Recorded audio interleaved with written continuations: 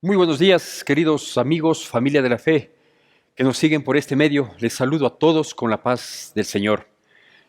Quiero agradecer a todos y cada una de las personas que nos siguen por este medio, por la reproducción que hacen hacia otras personas, haciéndoles llegar estos mensajes que lo único que procuran es invitar a las personas para que opten por el camino correcto, el camino de vida, un camino que nos conduce a un comportamiento, una actitud correcta en nuestras decisiones, en nuestras actuaciones, un camino que nos pone límites para no dar lugar a nuestro apetito, a nuestro instinto, a nuestra naturaleza, que, que a veces nos impulsa a actuar de manera aparentemente sin razón, a pesar de que somos personas racionales.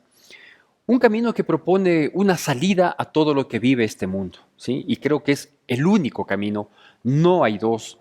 Hay varios intentos, pueden haber varias opciones que uno considere, pero no hay mejor que camino que es el que nos propone nuestro Creador, nuestro Dios. Lo he dicho en otras ocasiones y no voy a dejar de hacerlo cada vez que se ofrezca, que el mejor arreglo que puede tener un vehículo de X marca, ¿sí?, es cuando se le lleva a su concesionario, a su fabricante.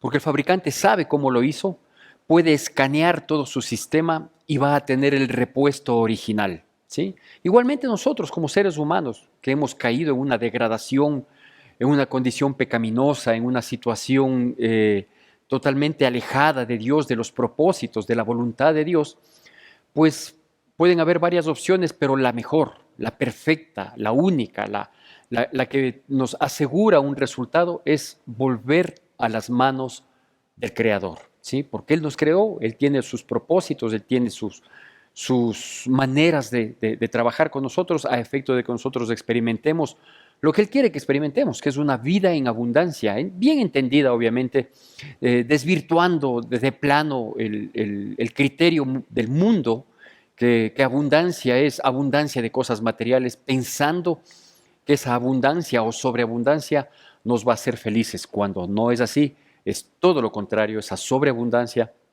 a veces o casi siempre lleva a las personas a la perdición.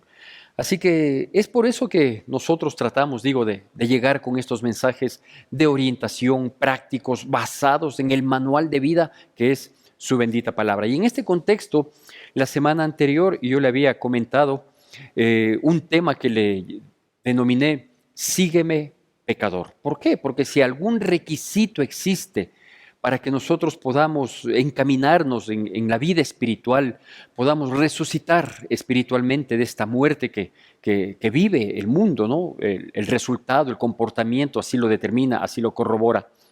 La única opción de poder salir a flote en el hundimiento de los principios morales, de los valores, del comportamiento, sí, es la salvación, es lanzarnos un salvavidas para que nosotros salgamos a flote y luego seamos rescatados de esa corriente del mundo que nos arrastra cada vez para peor. Y esa propuesta es Cristo Jesús, esa propuesta es conocer su palabra, es obedecer su palabra. Y por eso mencionaba yo que es un grave problema, es un terrible problema, incomprensible desde el punto de vista lógico, ¿sí?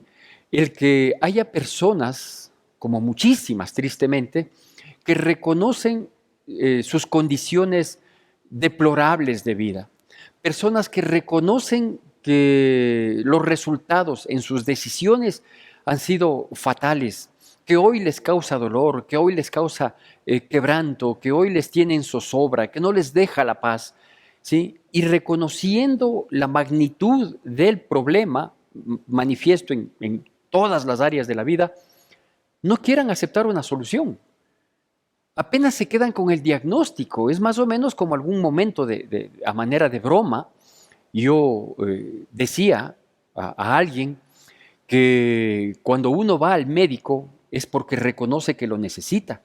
Pero si uno va al médico, ¿sí?, cuenta sus dolencias, sus malestares, sus síntomas, ¿sí?, y se inhibe de contar algunos, ¿sí? Se guarda porque dice, no, como me está doliendo tanto en tal parte de mi cuerpo, mejor no le digo nada para que no me mande a hacer algo que me puede doler, que me puede costar algún esfuerzo, algún sacrificio. Y no le cuento todo. O le cuento todo, el médico me da una terapia, me manda una receta, me dice cómo tengo que hacerlo, cómo tengo que tomar la receta, la frecuencia con la que debo optar por esta terapia y que en el proceso eh, voy a ir viendo resultados. Pero simplemente yo me quedo con el diagnóstico que me dio el médico basado en múltiples exámenes, rayos X, tomografías, etcétera, etcétera. Y me quedo satisfecho, digo, ah, sí, he tenido tal situación. ¿Y qué está haciendo para eso? ¿Ya está haciendo algo para enmendar, para corregir? No, ya me quedé con que esta es la situación. Pues déjeme decir que cuando el diagnóstico se quede en diagnóstico, nunca va a mejorar. Todo lo contrario, va a seguir empeorando. Y por eso digo, a mí me llama mucho la atención esto de reconocer la necesidad de una solución, de identificar inclusive la solución, pero de no optar, no tomarla y quedarse así, acostumbrado y repetir lo que mucha gente que ha fracasado en la vida repite. Dice, si esto me ha tocado vivir, si esta es mi condición o así estoy bien, ¿cómo puedo estar bien con los resultados malos?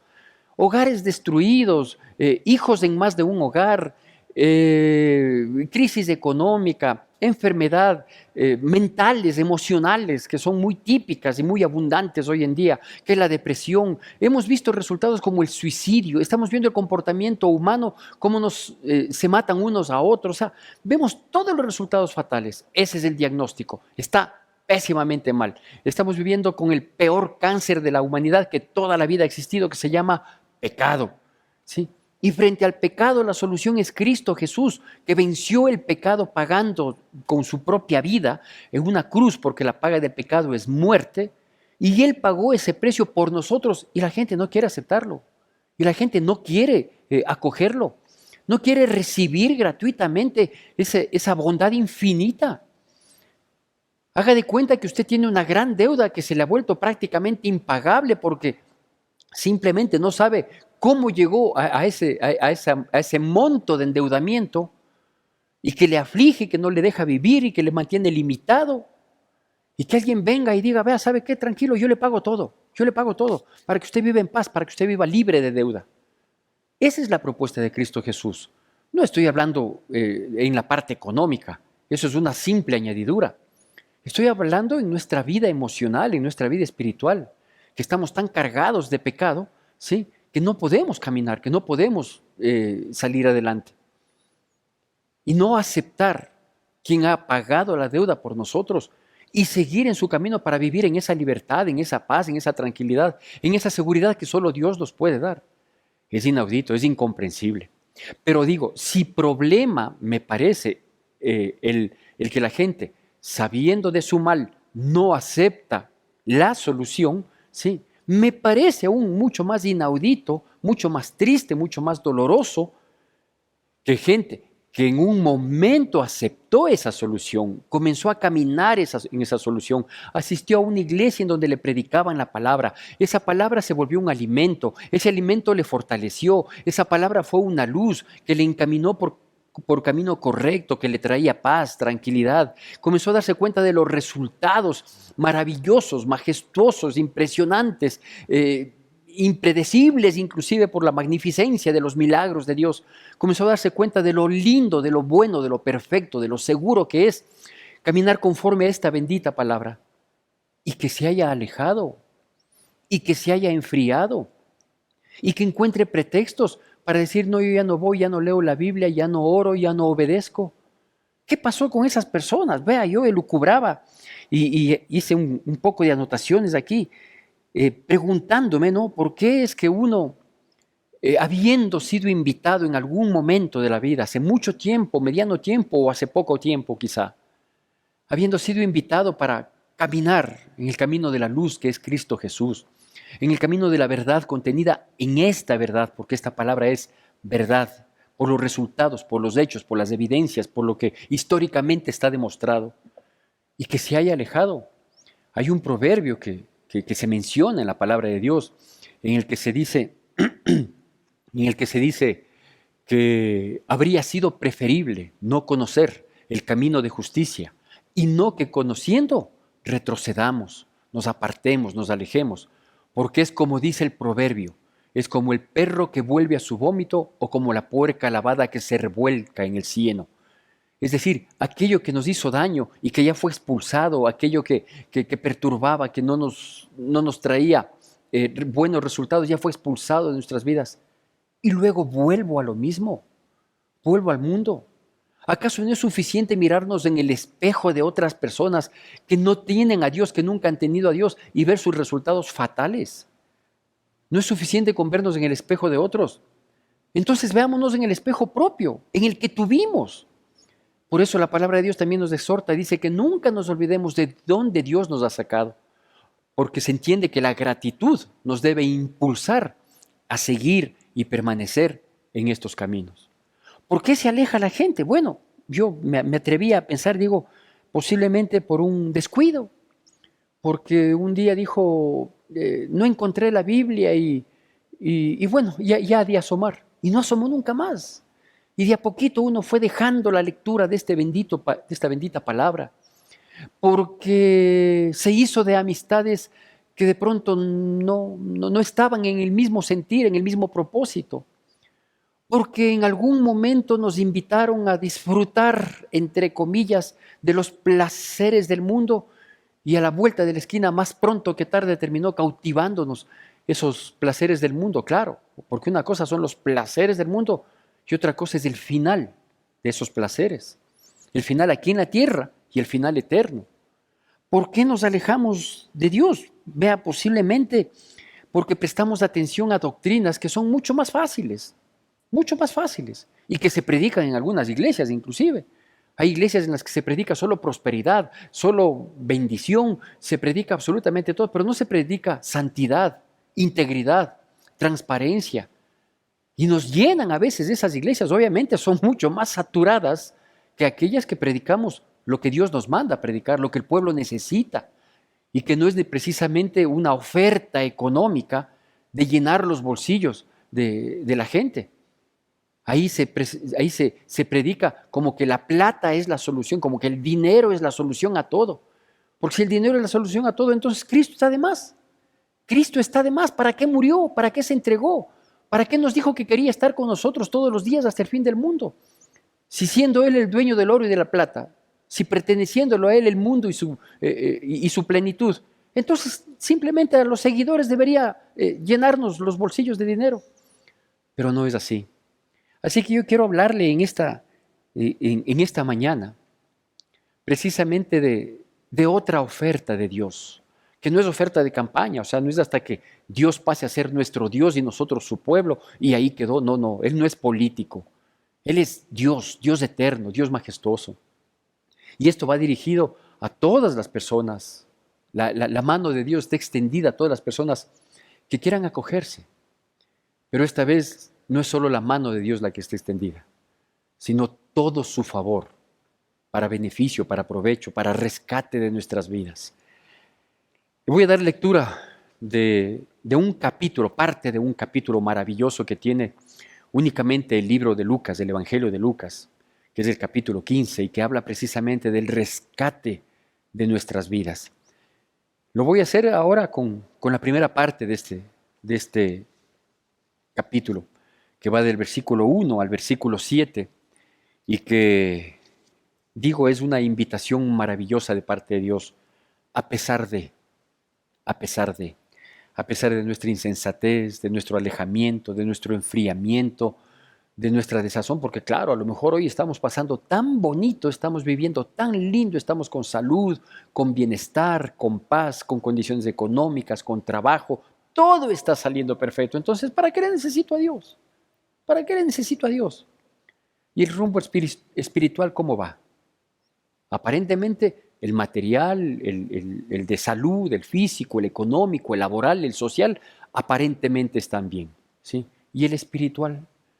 ¿Va también viento en popa? ¿Va en la dirección correcta? ¿Cuáles son los resultados espirituales que puedo cosechar de hoy a mañana? ¿Se compaginan? ¿Van de la mano todos los otros aspectos? Yo no sé, pero aquí va lo que dice la palabra de Dios. Lucas capítulo 15, versículos del 1 al 7, hago yo la lectura, le pido por favor que usted preste atención, siempre con reverencia, y dice así la palabra de Dios. Se acercaban a Jesús todos los publicanos y pecadores para oírle, y los fariseos y los escribas murmuraban diciendo, este a los pecadores recibe y con ellos come. Entonces él les refirió esta parábola diciendo, ¿qué hombre de vosotros teniendo 100 ovejas, si pierde una de ellas, no deja las 99 en el desierto y va tras la que se perdió hasta encontrarla? Y cuando la encuentra le pone sobre sus hombros gozoso, y al llegar a casa reúne a sus amigos y vecinos diciéndoles, gozaos conmigo porque he encontrado mi oveja que se había perdido. Os digo que así habrá más gozo en el cielo por un pecador que se arrepiente que por 99 justos que no necesitan de arrepentimiento. Bueno, como le mencionaba la semana anterior, habíamos hablado de sígueme pecador, es decir, no esperar tener tal o cual condición para sumarse a una iglesia, decir, bueno, cuando yo tenga 100 años, ahí voy a ir a la iglesia, porque no voy a tener nada más que hacer, entonces le voy a prestar toda la atención. No, ahora, es ahora, porque no sabemos lo que pasa mañana, no sabemos qué viene mañana. Entonces es ahora cuando hay que rendirnos. Pero en esta ocasión yo quiero una vez más reiterar algunos aspectos que son propios de hoy y que fueron propios en aquella época. Dice que habían personas, fariseos, que le seguían para oírle, no para seguirle, sino solo para escucharle, ¿sí? Es decir, se quedaban contentos con el diagnóstico y no hacían nada para enmendar, corregir, sanar los males que se puede afrontar. Entonces dice que seguían todos estos fariseos, publicanos, ¿sí? A Jesucristo. Y los fariseos, los religiosos, los que creían que golpeándose el pecho tenían ganado el cielo, le criticaban a Jesucristo, porque él se sentaba precisamente a comer y a conversar y a hablar con gente como yo, con gente pecadora, con gente fallida, con gente frustrada, con gente que por más que nos creamos que somos, pero muy inteligentes, muy capaces, muy pilas, muy trabajadores, de muchas amistades, con mucha influencia, a la vuelta de la esquina, si no tenemos a Cristo Jesús, la vida será un fracaso. Y se sentaba precisamente con ese tipo de personas, con los pecadores, porque ya lo habíamos dicho la semana anterior, que Jesucristo no vino por los sanos, sino por los enfermos. ¿Sí? Él no vino por los justos, sino por los pecadores, que necesitamos de un arrepentimiento que requiere, previo a un arrepentimiento genuino, un reconocimiento sincero, honesto, una mirada introspectiva, ¿sí? No con el ánimo de justificarnos, de argumentar a nuestro favor, sino con el ánimo de ser mejores. Y para ser mejores hay que reconocer la real condición que nosotros tenemos.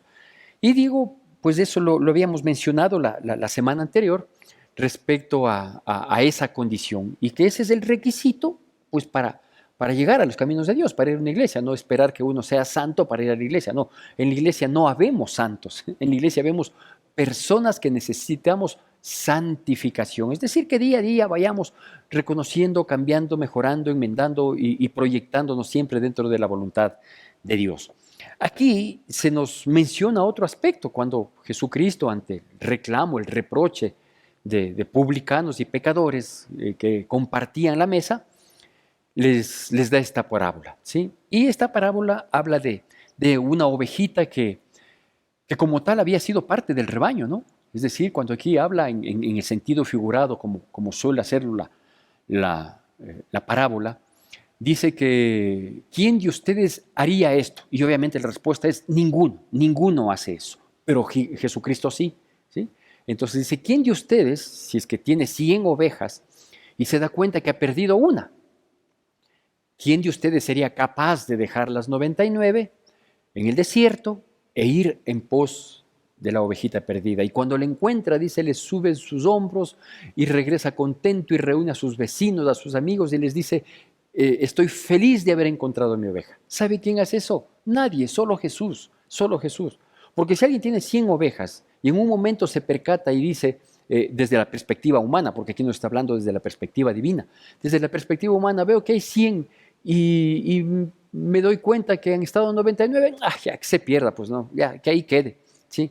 Pero eso hacemos los hombres, porque somos pecadores, porque somos fallidos, porque no tenemos un corazón como el corazón de Dios, ¿sí? Pero Jesucristo no, Jesucristo nos está persiguiendo por amor, ¿sí? Y dice que Él sí es capaz de hacer eso al punto de que el cielo se regocija cuando un pecador se arrepiente. Bueno, entonces desglosando un poquito esta figura, esta simbología, esta analogía que la palabra de Dios nos propone a través de esta parábola, lo que debemos de entender es que aquí está hablando de una ovejita que perteneció a un rebaño, perteneció a un rebaño. No sé si de niño, de niña, no sé si fue sumado a este redil, a este rebaño, en la adolescencia, si es que llegó fruto de un dolor, de un quebranto, o llegó con mucho amor, porque alguien le invitó y la sensibilidad de aquel momento aceptó esa invitación y comenzó a caminar y a perseverar. Algunas personas, inclusive en su primer amor con Dios, comenzaron inclusive a colaborar dentro de la iglesia, a ser parte de ser maestros de la escuela dominical, o inclusive prestar sus brazos para atender en sala cuna, o colaboraron con los adolescentes, o fueron parte del grupo de alabanza, o cuando se hacía alguna misión se ponían a las órdenes, etcétera, etcétera. Yo no sé. Cuando una iglesia tiene deseo de salvar almas y de afirmarlas, una iglesia tiene que ser creativa y tratar de ofrecer servicios espirituales, ¿sí?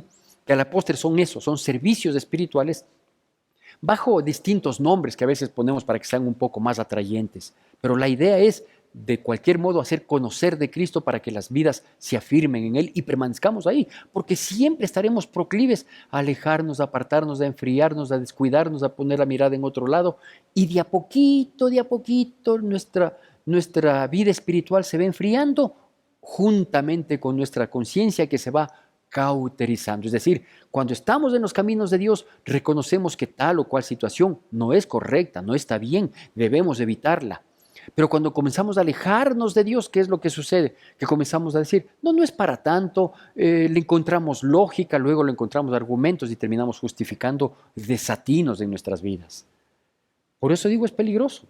Y aquí había una oveja que era parte del rebaño, que caminaba junto con las otras. Y al caminar junto con las otras, a lo mejor no tenía un privilegio de ser la única.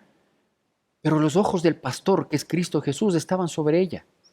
Los ojos del pastor tenían el cuidado, recibía el mismo cuidado que las otras 99. Andaba segura, aunque sea por el desierto, como dice aquí. Pero andaba segura, ¿por qué? Porque tenía su pastor. Que claro, a veces había que disciplinarle. Por eso el pastor tiene su vara y su cayado. Había que disciplinarle, pero permanecía ahí, segura. Y en algún momento se alejó, se apartó, se distanció, se descuidó, puso la mirada en otro lado, se dejó seducir por la vista, por el oído, porque así comienza el pecado. Quiso quedar bien con alguien, quiso ser parte, le preocupó más ser parte de un grupo del momento, llámese colegio, universidad, trabajo, vecindario, familiaridad, que ser parte del pueblo de Dios. Nunca llegó a afirmarse, también podría ser otra opción. La cosa es que esta ovejita llegó un momento en que estuvo totalmente lejos de Dios. Y al estar lejos de Dios, no solo que se olvidó lo que Dios propone, lo que Dios ofrece, sus bondades, sus milagros, su generosidad, no solo que se olvidó de eso, sino que se olvidó de dónde le sacó, de dónde le tomó. Una olvida fácilmente, ¿sí? Cuando se aleja de Dios, después de haber estado en los caminos, después de haber sido ovejas de su prado, después de haber sido parte de su pueblo, uno se olvida lo lindo, lo hermoso, el privilegio que implica ser parte del pueblo de Dios. Porque uno también se olvida de los favores y de las bendiciones recibidas de Dios. Y se olvida de los favores y bendiciones que hizo a otras personas. y que constantemente cuando íbamos a la iglesia nos comentaban. A veces nos hicimos amigos del señor de acá al lado, de la persona de acá al lado, de la familia tal, porque nuestros niños eran compañeros en escuela dominical y eso sirvió para que ellos también nos cuenten sus milagros y todo eso animaba, alentaba nuestras vidas. Y digo, uno se olvida de eso cuando se aleja, porque como ya no es parte del rebaño, como ya no está en un mismo sentir, como ya no está en un mismo ambiente, pues cambia de ambiente, ¿sí? Y uno cree que puede sobrevivir. Y como mencionaba, a veces no solo piensa que puede sobrevivir, sino que puede estar viviendo plenamente, con salud, con vida, con bienestar, con trabajo, con provisión, con una linda vida social. Tiene copada toda la semana de actividades al punto que cae rendido en la noche, durmiendo plácidamente para el día siguiente volver a vivir esa vida. No digo que sea una vida loca, pero es una vida sin Cristo. No digo que sea una perdición, quizás no lo sea, pero es una vida sin Cristo. Ahora, ¿sabe qué es lo que sucede? Que cuando la ovejita se aleja, primero hay que entender que está sola. Es decir, si algún momento llega a necesitar de una ayuda, de una protección, de un sustento, de una restauración, de una consolación, de una sanidad, ¿cómo apela si está sola? Porque el estar sola la ovejita le vuelve también muy frágil, muy vulnerable, porque está desamparada. Cuando viene un oso, un león a atacar el rebaño, pues hay un pastor que sale a la defensa, que le ahuyenta, que se enfrenta. Pero si está sola, sin pastor, sin cuidado, sin protección, sin ambiente, sin apoyo, sin pueblo, sin amigos, sin familia de la fe, ¿en quién se apoya? Si viene el ataque del enemigo que anda como león rugiente buscando a quién devorar, ¿a quién va a apelar? ¿Quiere regresar corriendo al rebaño? ¿Será que el enemigo le permite? ¿Será que el enemigo que anda como león rugiente le permite que vuelva al rebaño? No, no le va a permitir. Le va a devorar antes, le va a acabar antes. Una oveja alejada del rebaño es la vulnerabilidad, la fragilidad. Está tan expuesta a que le pase cualquier cosa y que no tenga dónde volver los ojos. ¿Cómo me he permitido llamarle a esta charla? A esta charla me he permitido llamarle, si no caminas, te cargo. Así me dijo Dios mientras revisaba una vez más este pasaje y este capítulo maravilloso que es de Lucas 15. Si no caminas, te cargo. Porque Dios está en ese propósito. No se niegue, no se aparte, no se aleje, no endurezca su corazón. Si usted se da cuenta que por sus propios medios no puede volver, porque le da vergüenza, ¿qué van a decir en la iglesia? ¿Qué va a decir el pastor? A lo mejor me va a criticar, ¿sí? ¿Y si el pastor no te critica y te recibe con los brazos abiertos? ¿Y si el pastor no te juzga, simplemente se goza de volver a verte nuevamente en la congregación? ¿Por qué pensar lo peor? ¿Sabes por qué piensas lo peor? ¿Sabes por qué sientes vergüenza? Porque estás alejado de Dios.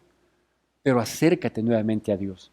O permite que Él te cargue si es que ya no puedes por tus propios medios volver. Si es que te sientes acorralado por el mundo, si es que piensas que vas a perder mucho, dile a Dios, Dios, rescátame nuevamente.